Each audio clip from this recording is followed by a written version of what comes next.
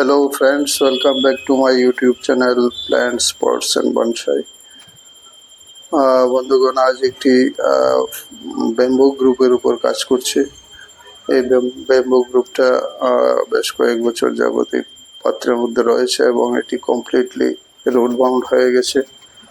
তো আমি প্রথমে এটিকে বের করে নিয়ে একটি করাত দিয়ে এর রুট বলটাকে ছোট করে নিচ্ছি, স্লাইস করে নিচ্ছি। এটা প্রায় পাথরের মতো শক্ত হয়ে গেছে। তো রুট বলটার নিচের অংশ আমি স্লাইসিং করে এটার যে হাইটটা আমি কমিয়ে নিচ্ছি এবং 1/3 বা অর্ধেক পরিমাণ রুট আমি এর থেকে কেটে বাদ দিয়ে দেব। এগুলি হলো ইয়েলো ব্যাম্বু তথা হলুদ ব্যাম্বুর গ্রুপ। তো এটাকে একটি অপেক্ষাকৃত ফ্ল্যাট পাত্রের মধ্যে আমি রিপোর্টিং করে নেব, যেন সামনের বর্ষাতে এর থেকে প্রচুর নতুন নতুন শুট এবং ব্রাঞ্চ বেরোয় এবং একটি সুন্দর ব্যাম্বু গ্রুপ বা মিনি ফরেস্ট তৈরি হয়। তো প্রথমে আমি রুট বলটাকে কেটে ছেটে পরিষ্কার করে নিচ্ছি। এগুলি প্রচুর বাউন্ড হয়ে গেছে এবং খুব শক্ত হয়ে গেছে। তো আমি প্রথমে এর পুরানো মাটি ছাড়িয়ে নিয়ে রুটগুলিকে আলগা করে দেব এবং একটি নতুন পটের মধ্যে একে প্রতিস্থাপন করব।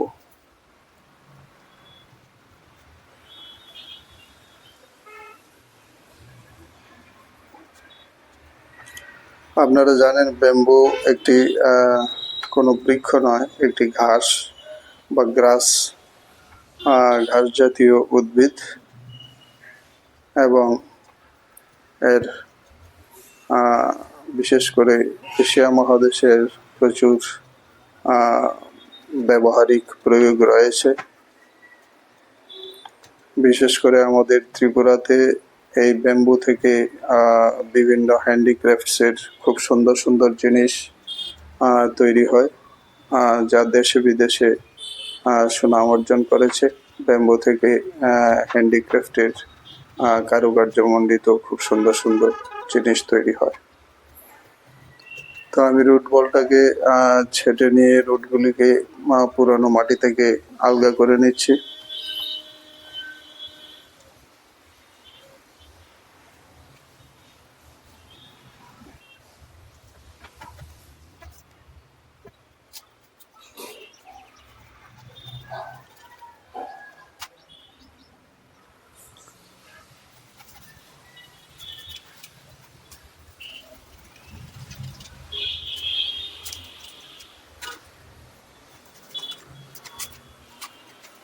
এই বাঁশের নতুন যখন শুট বেরোয় সেটা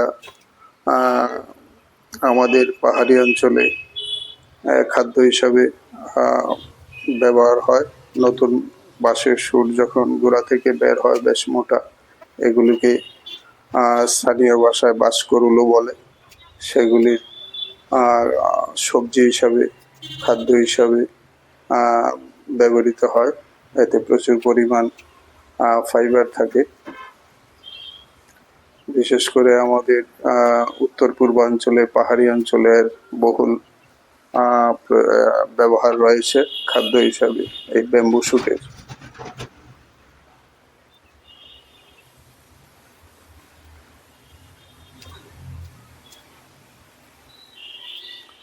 আমি রুট বলটাকে কেটে ছেটে ছোট করে নিচ্ছি, যেন আমার নতুন পাত্রের মধ্যে এটিকে ঠিকঠাক ভাবে বসানো যায়।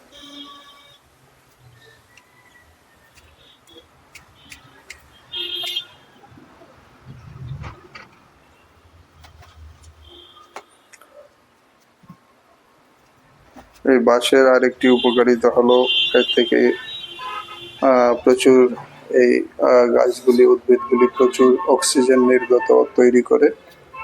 তো এটি আপনার বসার ঘরে বা শোয়ার ঘরেও রাখতে পারেন ছোট গ্রুপ করে। এতে অক্সিজেনের যোগান পর্যাপ্ত পরিমাণে দেয় এই গাছগুলি, বাঁশ গাছ।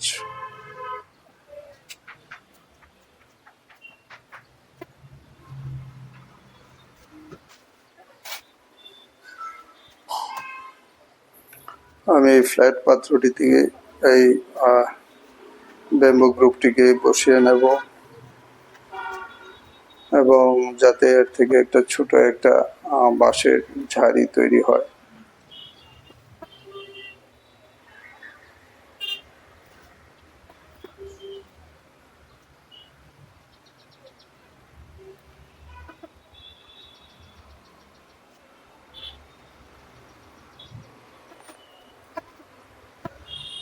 এবং এই বাঁশ গাছ খুব অল্প যত্নেই টিকে থাকে এবং খুব কষ্ট সহিষ্ণু, সহজে মরে না। তো বন্ধুগণ, আপনারা আপনাদের বাড়িতে একটি বাঁশের ছোট গ্রুপ বা ঝাড় রাখতেই পারেন আপনাদের বসার ঘরে বা বারান্দাতে বা শোবার ঘরেও রাখা যায়। যখন এর থেকে নতুন নতুন শুট এবং পাতা বেরোয়, নতুন নতুন ডাল বেরোয়, তখন দেখতে খুবই সুন্দর লাগে। এবং তদুপরি বাঁশ গাছ খুব উপকারী উদ্ভিদ।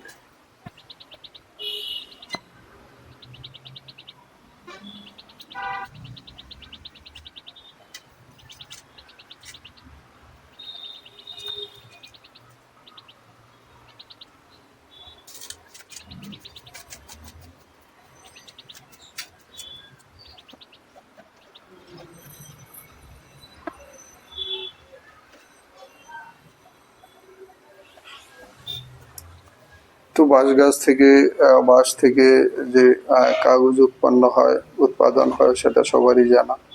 তাছাড়া প্রচুর হাউস হোল্ড কাজের মধ্যে এই বাঁশের বহুল ব্যবহার রয়েছে আমাদের এশিয়া মহাদেশে।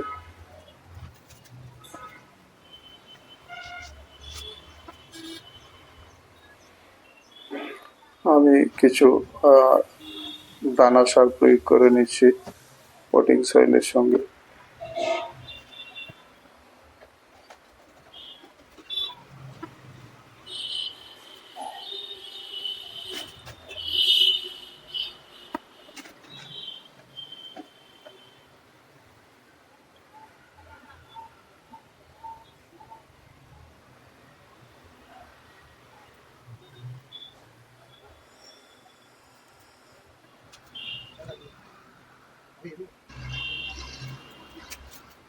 তো এইভাবে আমি আমার বাঁশের গ্রুপ তথা ঝাড়িটাকে রিপোর্টিং করে নিলাম।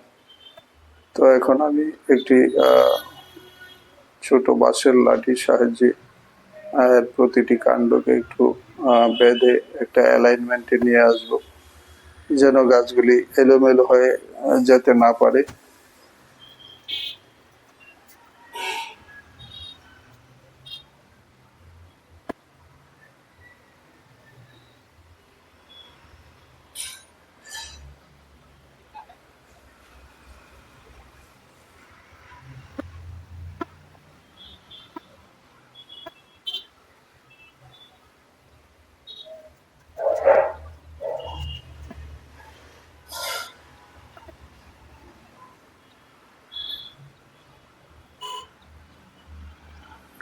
গাছগুলির অ্যালাইনমেন্ট ঠিক রাখার জন্য আমি একটি কাঠির সাহায্যে সেগুলিকে বেঁধে সঠিক জায়গায় রাখার জন্য চেষ্টা করছি।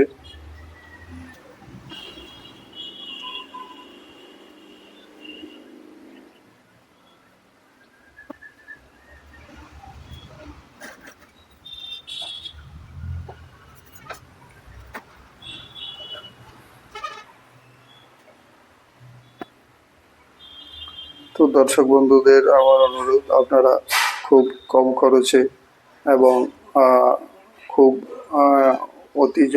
কম যত্নে যদি একটি বাঁশের ঝাড়ি ঘরে রাখতে চান, তাহলে এভাবে একটি ব্যাম্বু গ্রুপ করে নিতে পারেন। আপনাদের ঘরের বারান্দায় বা বসার ঘরে এগুলি রাখতে পারেন। ঘরের শোভা বর্ধন করবে এবং স্বাস্থ্যের জন্য যথেষ্ট উপকারী।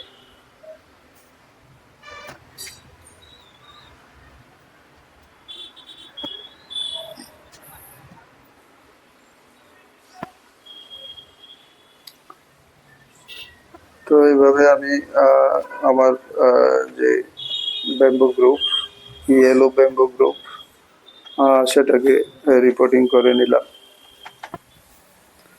ভিডিওটি ভালো লাগলে লাইক করতে ভুলবেন না। যারা চ্যানেলটিকে ফলো করতে চান চ্যানেলটিকে সাবস্ক্রাইব করে অবশ্যই বেল আইকনটি চাপে দেবেন, তাহলে সামনের ভিডিওর আপলোডের নোটিফিকেশনগুলি সহজে পেয়ে যাবেন। আমি গোড়াতে কিছু জল দিয়ে দিচ্ছি। 15 থেকে 1 মাসের মধ্যে নতুন শুট বেরিয়ে গাছটি খুব সুন্দর হবে। এখানেই শেষ করছি। নমস্কার।